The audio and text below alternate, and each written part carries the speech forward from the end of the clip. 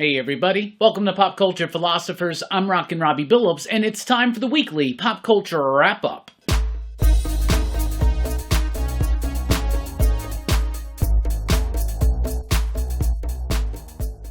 That's right, everybody. Thanks for checking out the video. I am Rockin Robbie Billups. This is the weekly Pop Culture Wrap-Up. It's the show where I go over the week's pop culture news, mostly comic books and movies. Let's get right into it. Judgment Day is coming over at Marvel Comics. We've been getting these teasers this week to the new summer event from Marvel.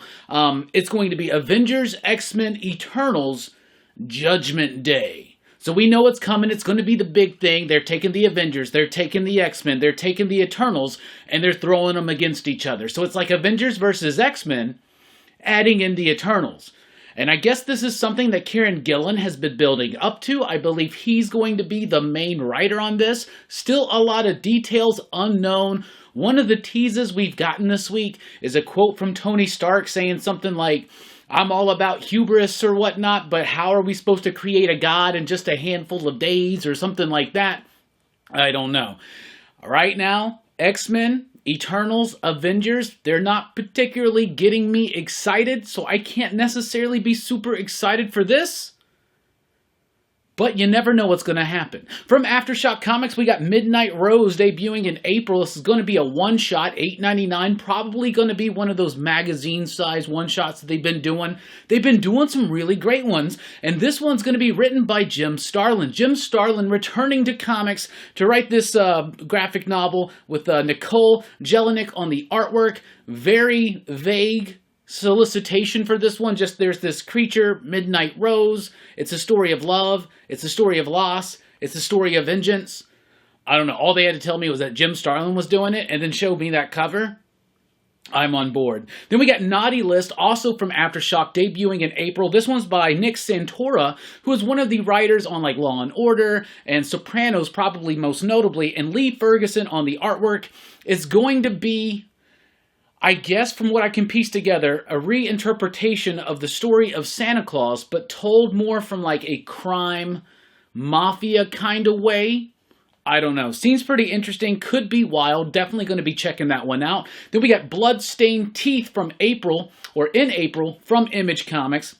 This one written by Christian Ward with artwork by Patrick Reynolds. This is a vampire story, right? So Christian Ward's a pretty talented comic book creator. He wrote Machine Gun Wizards, which was Tommy Gun Wizards over at Dark Horse. That was pretty fun. That was pretty interesting. He's also a great artist, but really becoming a solid writer. So this one is going to be about the secret history of vampires. Not only have they been, throughout the history of mankind, sucking all of our blood away, they've been doing something with our money. They've been leeching our money away. So it's going to be vampires, underground society, secret society of vampires that are like super rich and also evil blood-sucking vampires. So I'm always down for a vampire book, so we'll definitely check that one out.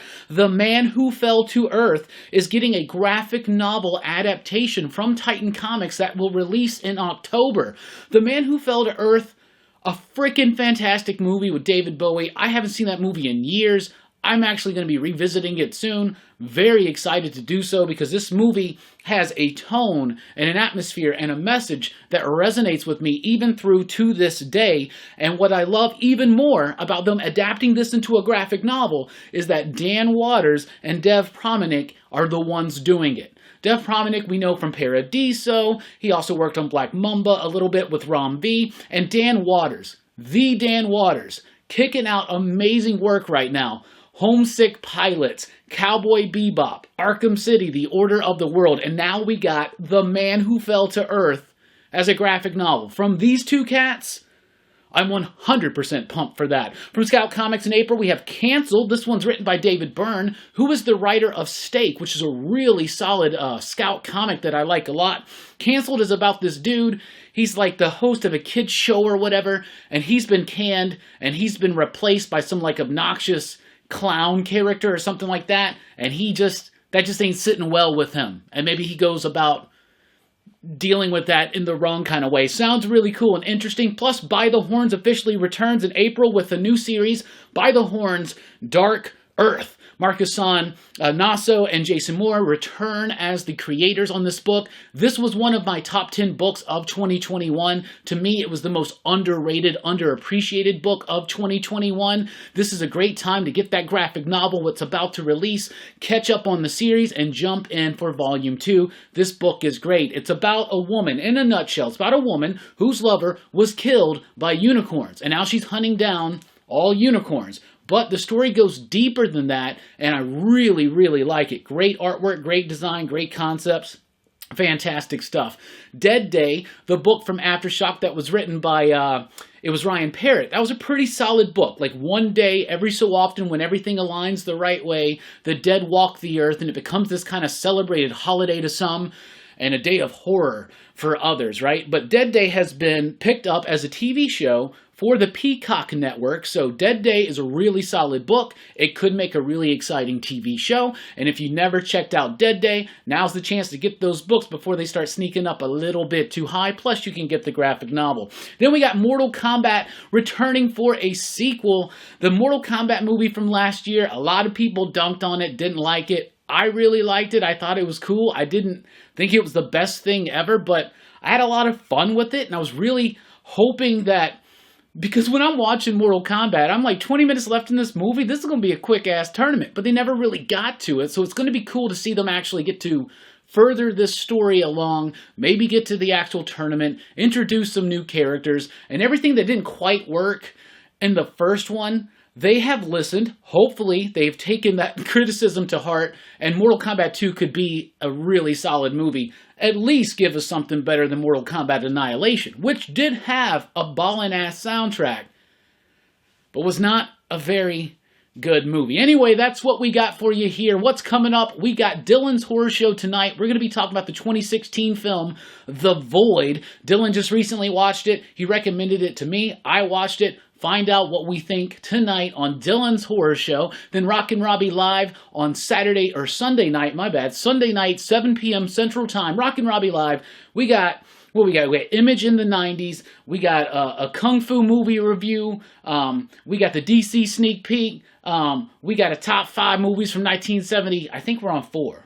Yes, 1974. Whole bunch of fun. Always on Rockin Robbie Live. And then, of course, don't forget, Monday night, PCP Movie Night, 8 p.m. Central Time. Small Soldiers is the movie of the week. So thank you so much for checking out the video. Let us know in the comments below any of your thoughts on any of these topics that we covered today or anything that we missed. Thank you so much for all the support. Be sure to like, share, and subscribe. And join us over at patreon.com/PCP. Unlock exclusive features like early access to live streams as we're doing them live. We just did one with Joe Corallo. You can watch that right now if you're a member over at patreon.com/PCP before it releases to the public. And it was nice of y'all who came in during the live recording and chatted with us a little bit. That was super fun. Anyway, we really do appreciate it. I've been Rockin Robbie Billups. Thanks for rocking with us. Keep on reading. Keep on living. Keep on loving. Keep on learning. Station. Pop, pop, boom.